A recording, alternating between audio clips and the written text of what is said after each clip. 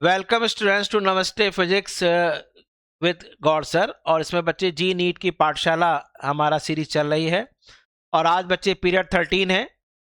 और आप सबको पता है कि मैं इसमें आपके जो मिस्टेक्स हैं जो आप करते आए हैं वो मैं बता रहा हूँ।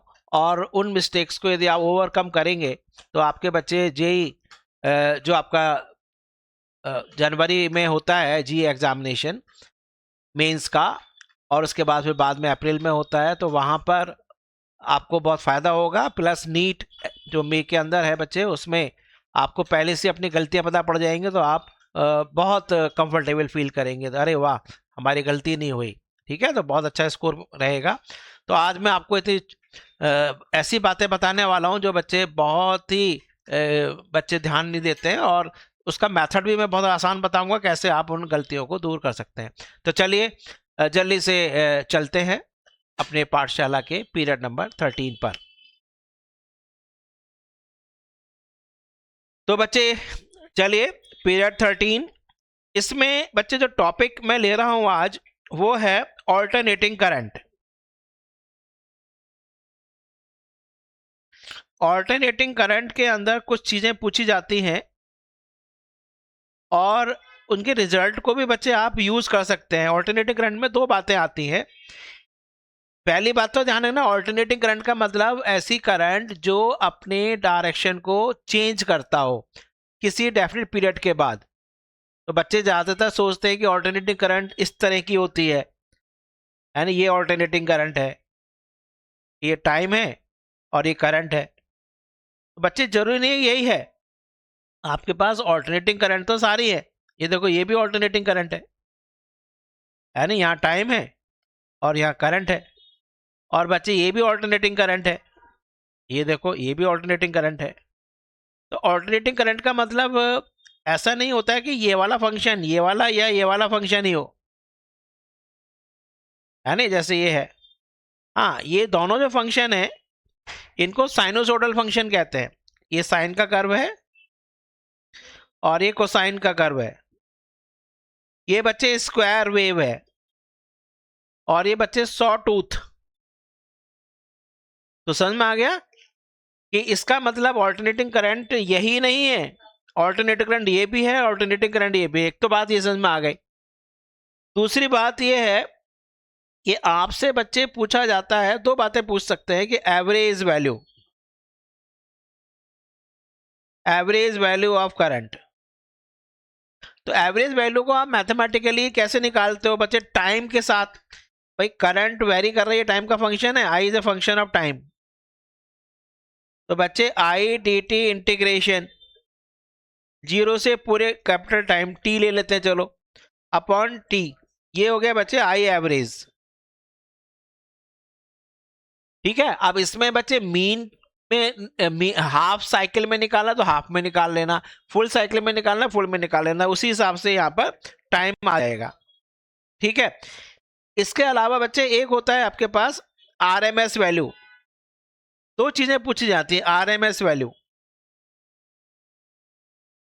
आरएमएस वैल्यू का मतलब है बच्चे हीटिंग इफेक्ट, कि जो आपके पास करंट है, जैसे ये वाली करंट आ रही है बच्चे, पूरे साइकिल में इसकी वैल्यू जीरो है। देखो एवरेज वैल्यू का मतलब आपको पता है मैथमेटिकली तो इंटीग्रेशन से होता है। और यदि आप ग्राफ से देखेंगे तो ग्राफ में बच्चे जितना ये पॉजिटिव है उतना ये नेगेटिव है, एरिया से निकालते हैं। तो जितना ये पॉजिटिव है, ये कितना पॉजिटिव है, किसी को याद है कितना पॉजिटिव है? ये पॉजिटिव वैल्यू है और ये बच्चे निगेटिव वैल्यू है। और यदि इसकी पीक वैल्यू बच्चे प्लस आई नॉट है तो इसकी जो पॉजिटिव में आपके पास एवरेज वैल्यू आती है, इसमें पॉजिटिव में इसकी जो एवरेज वैल्यू आती है वो सबको पता है 2 I0/पाई। ऐसे बच्चे ये आपके पास 2 I0/पाई, उसके हिसाब से हम क्वेश्चन करते हैं। ठीक है, तो आई एवरेज आपको देखना पड़ेगा। ठीक है, जितना ये, एक और देखो यहां पर साइन का फंक्शन है या आपके पास कोसाइन का फंक्शन है। तो जितना बच्चे ये पॉजिटिव है और ये पॉजिटिव है उतना ही ये निगेटिव है। तो एवरेज वैल्यू बच्चे साइन का फंक्शन हो या कॉस का फंक्शन हो, उसमें जीरो होता है। साइन और कॉस के एवरेज वैल्यू पूरे साइकिल में जीरो है, हाफ साइकिल में अलग है। हाफ साइकिल में जब करते हैं, हाफ साइकिल ले लो ना, हाफ साइकिल देखो ये इतना, 0 से t/2, और ये बच्चे पीक वैल्यू है। अच्छा मैंने आरएमएस बता रहा था, मैं बाद में बताऊंगा आरएमएस। तो यहां पर बच्चे आई एवरेज इन 0 से t/2, इसकी वैल्यू है बच्चे 2I0/π। और बच्चे t/2 से, यहां तक तो ये हो गया, और t/2 से t/2 से t,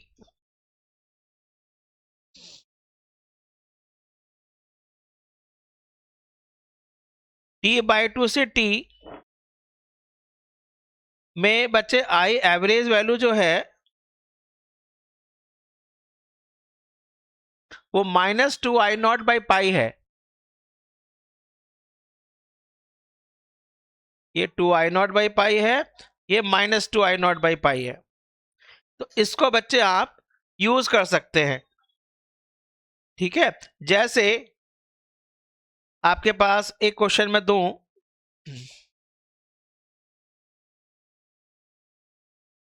ये देखो,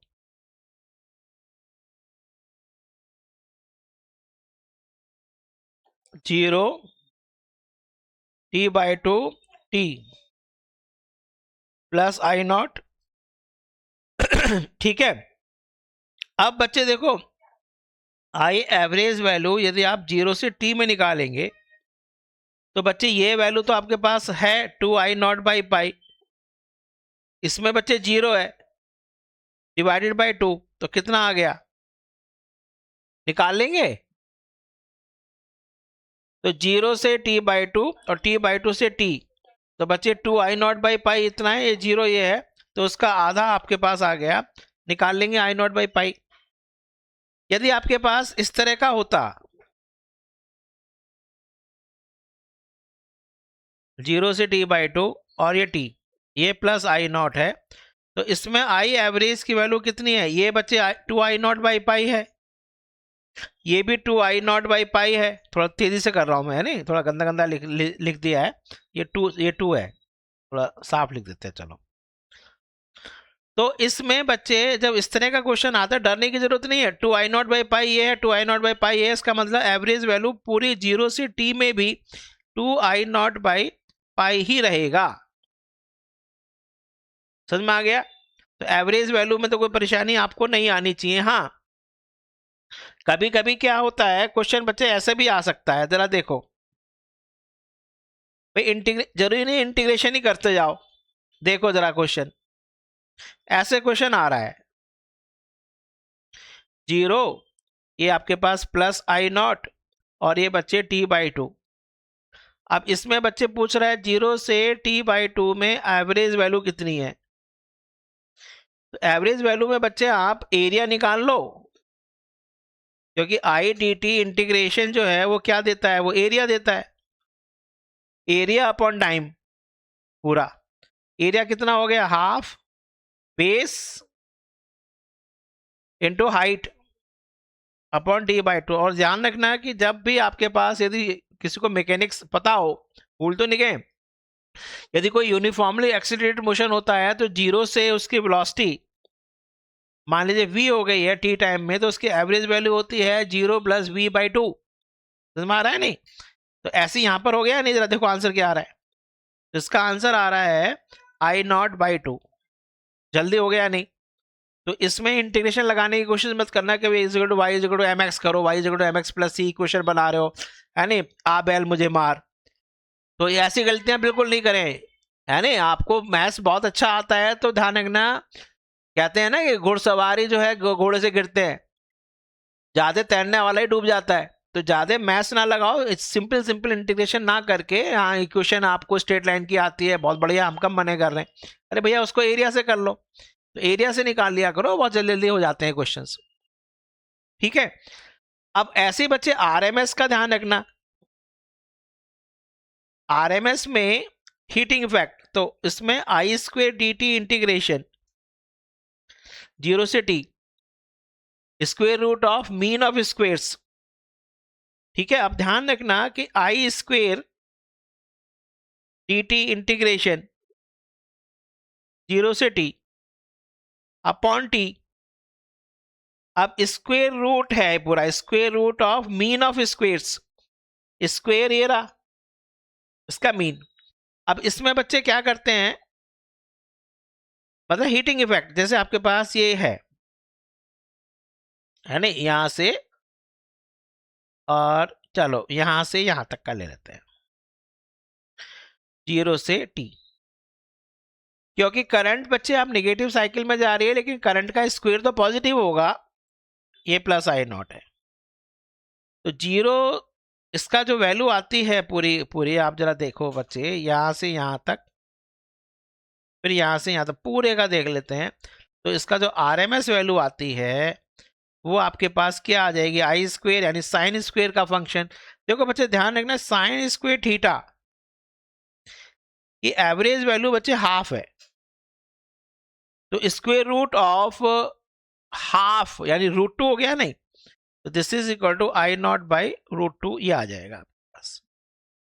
साइन स्क्वेयर थीटा हो या कॉस स्क्वेयर थीटा हो, उसकी मीन वैल्यू हाफ है, तो बच्चे पास स्क्वेयर रूट ऑफ हाफ क्या आएगा, 1/√2 हो गया। तो ये तो आपके पास आरएमएस की वैल्यू हो गई।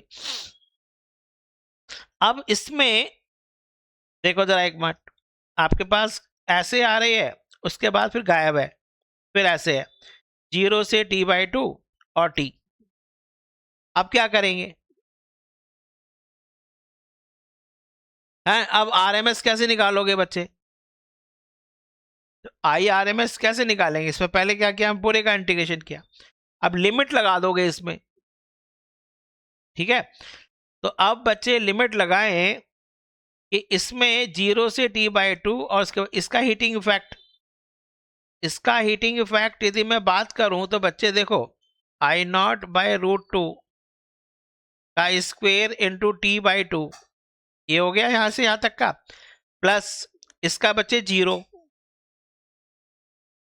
आई R M S square upon time कितना है बच्चे t।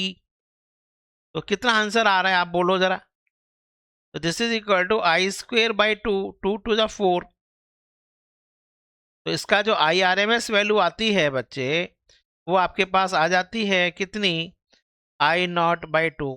यदि आपके पास हाफ वेव रेक्टिफायर जैसे होता है ना, ये यहाँ पर है यहाँ नहीं है, तो हाफ वेव रेक्टिफायर होता है, तो 0 से t में, क्योंकि इसका तो बच्चे हो गया आई नॉट बाई √2 DC।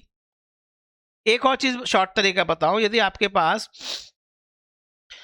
मिक्सिंग हो, जैसे y इज इक्वल टू, रुक जाओ, i इज इक्वल टू, फिर खत्म करेंगे, i is equal to supposing constant है कुछ a plus b sine omega t, इसका बच्चे आरएमएस वैल्यू पूछ रहा है, तो इसका बच्चे जो डीसी है, इसका हीटिंग इफेक्ट तो बच्चे ए के स्क्वायर से होगा, तो I square is equal to I average value, sorry RMS value का square is equal to A square plus इसका बच्चे क्या है, b/√2 है आरएमएस वैल्यू का होल स्क्वेयर। तो बच्चे I RMS is equal to √DC का स्क्वेयर प्लस जो आपके पास साइनोसोडल फंक्शन है उसका बच्चे b/√2 यानी b/√2 का होल स्क्वेयर।